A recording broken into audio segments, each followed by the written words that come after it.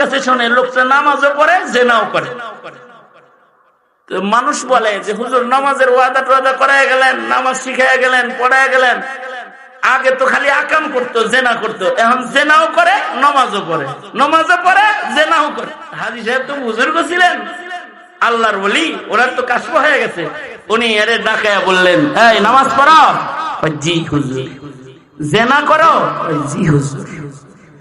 দুইটা একসাথে কেমনে চলে? তুমি কি ওযু করো? তো ওযু করো নামাজের আগে? না হুজুর। তার মানে হলো ওযু ছাড়া নামাজ পড়ে। ওর যদি ওযু ছাড়া নামাজ সারা জিন্দেগিও পড়ে, এর নামাজ একে গুনাহ থেকে বাঁচায় রাখবে না। এ কারণেই আমরা বলি তাবলীগে যাও, যুব সমাজ দাওয়াত তাবলীগে সময় লাগাও উলামায়ে কেরামের সাথে। নিজেদের নামাজ ঠিক করো, ওযু ঠিক করো, ন্যূনতম ইবাদত করার মতো একটু যোগ্যতা তোমরা অর্জন করো। আর আপনাদেরকে আমরা বলি, আপনাদের ছেলে মেয়েকে আপনারা ডক্টর ইঞ্জিনিয়ার বানান, কোনো সমস্যা নাই।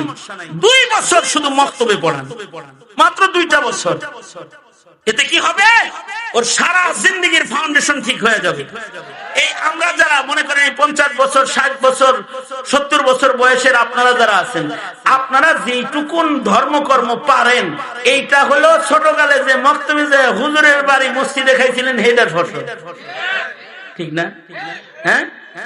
আর আমাদের এই 30-35 বছরে একটা ক্ষতি বিজাতিরা কৌশলে করেছে, সেটা হলো সকালবেলার স্কুল চালু করেছে। আমি তো কেজি স্কুল রে বলি, পাজি স্কুল।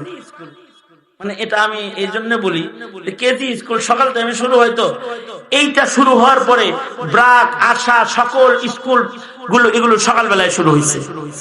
এইটা সকালে শুরু হওয়ার পরে আমাদের ছেলেরা সকালবেলায় যে কোরআন পড়তো, এটা বন্ধ হয়েছে। এখন আর মক্তবেও যায় না। এ কারণে শাহবাগ যায় বসে থাকে। শাহবাগীদের বাজার বড়, এখন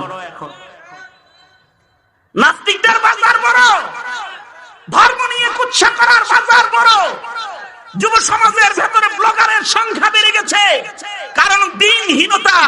আমরা আমাদের সন্তানকে ন্যূনতম দিন শিখাই।